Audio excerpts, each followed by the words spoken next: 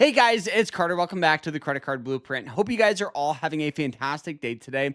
Now in today's video, we are going to be talking about two of the best methods, the best strategies to pay off debt. Whether it's a credit card, whether it's a mortgage, what is the best approach to save money? So I hope you guys all enjoy it.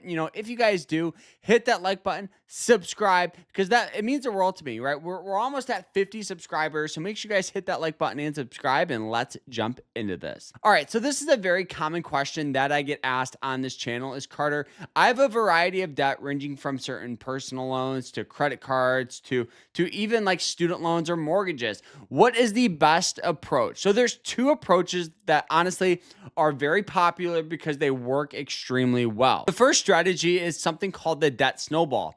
What this one entails is to pay off the lowest debt first, and then after you pay off that debt, use that same money that you were going to pay, that you were paying on that debt, on another debt. So what you're doing is you're kind of starting that snowball, keep pushing it kind of down the hill. At first, you got to work on it. Maybe it doesn't seem like you're doing much. It's hard to see the long-term outlook of this.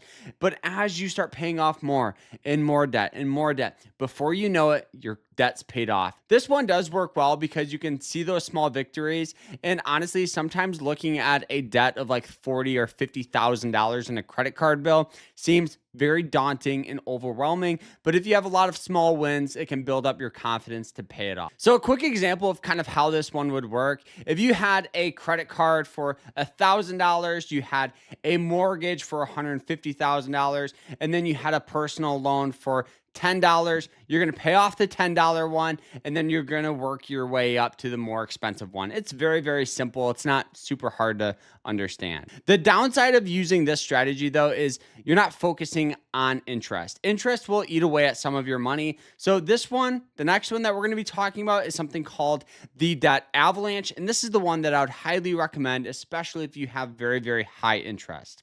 What this one entails is to pay off the highest interest first, and then after you pay that off, to work on other debts in order. So if you had an interest, if you had a credit card with an interest at about 30%, you had a personal loan at 6% and a mortgage at 2%, you're going to obviously focus on the credit card, personal loan, then mortgage. Doing it in that order will save you so much money in the long run because interest is what eats away at your money. And being able to pay off the high interest first is going to be awesome because you can use that same money to put towards the next debt to pay it off even quicker. So the main pro with the debt avalanche is you're paying off the high interest first, which will save you so much money in the long run. So the main con that I found with this strategy and with this method is it does require discipline. It may seem a little daunting or overwhelming to pay off a credit card or something along those lines with a high interest or even a high balance. And it may feel like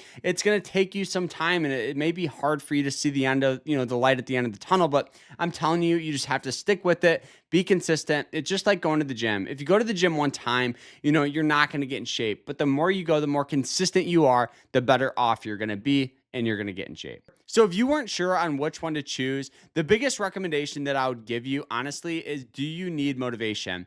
If you need motivation, then I would highly recommend doing the debt snowball first because you can see those small wins. It'll build up your confidence.